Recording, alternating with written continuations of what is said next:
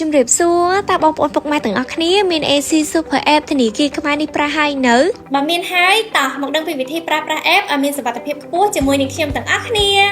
វិធីប្រើ App ឲ្យមានប្រសិទ្ធភាពនិងសុវត្ថិភាពខ្ពស់ចាំបាច់ណាស់ក្នុងការអនុវត្តទៅតាមគន្លឹះសំខាន់ៗសម្រាប់ការពារការក្លែងបន្លំការឆបោកតាមអនឡាញឬអ៊ីនធឺណិត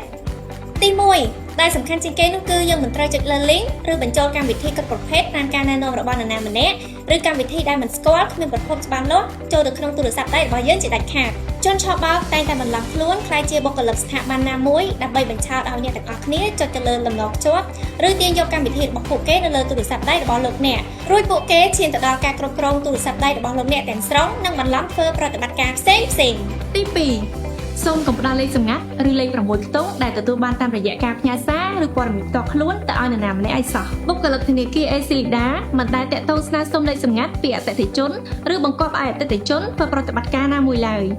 សូមមេត្តាប្រុងប្រយ័ត្នជនឆបោកដែលព្យាយាមទំនាក់ទំនងទៅកាន់លោកអ្នកក្រុមមធ្យោបាយដោយជូនដំណឹងថាលោកអ្នកទទួលបានទឹកប្រាក់ពីការប្រើប្រាស់សេវាកម្មឬកម្មវិធី Mobile App របស់ធនាគារហើយបានតាំងខ្លួនជាបុគ្គលិកធនាគារដោយមិនបានបង្ហាញពីអត្តសញ្ញាណឬប្រភពច្បាស់លាស់ណាមួយដើម្បីអូសទាញលោកអ្នកឲ្យប្រាប់ពីលេខគណនីចំនួនទឹកប្រាក់លេខសម្ងាត់ឬលេខ OTP ជាដើមក្នុងបំណងទុច្ចរិតទី3ប្រសិនបើលោកអ្នកទទួលបានការស្នើសុំជាបន្ទាន់នៅព័ត៌មានផ្ទាល់ខ្លួន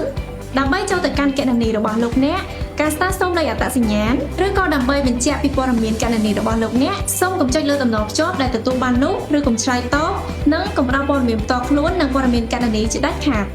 សម្រាប់គន្លឹះសំខាន់ៗផ្សេងៗទៀតសូមមើលក្នុង website របស់ធនាគារ Aclida ឬតាមដានលើ social media ផ្លូវការរបស់ធនាគារ Aclida សូមអរគុណខ្ញុំមានព័ត៌មានពិសេសសំខាន់បន្តិចទៀតធនាគារ Aclida ត្រូវបានទទួលស្គាល់ថាមានប្រព័ន្ធសុវត្ថិភាពខ្ពស់ឈានមុខគេកម្រិតស្តង់ដារអន្តរជាតិបញ្ជាក់ពីការយកចិត្តទុកដាក់និងកាត់ទុកជាមុនក្នុងការការពារសុវត្ថិភាពប្រព័ន្ធធនាគារទិន្នន័យរបស់អតិថិជនព្រមទាំងភាគីពាក់ព័ន្ធទាំងអស់